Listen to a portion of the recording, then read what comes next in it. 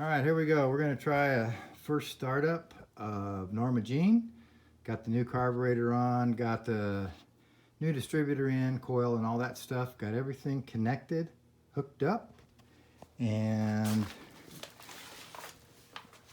let's see if she runs.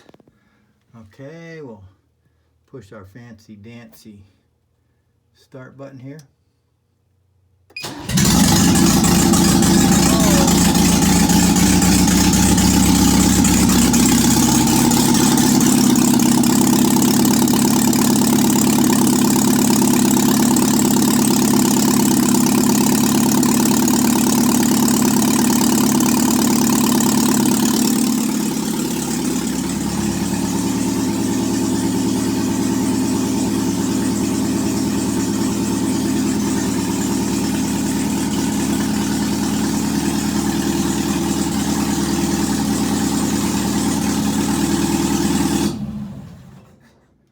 Okay, looks like I got to put a resistor in the line for the alternator because it's not showing charging. So that exciter wire sometimes requires a little resistor, so I have to put that in there. But the oil pressure looks good.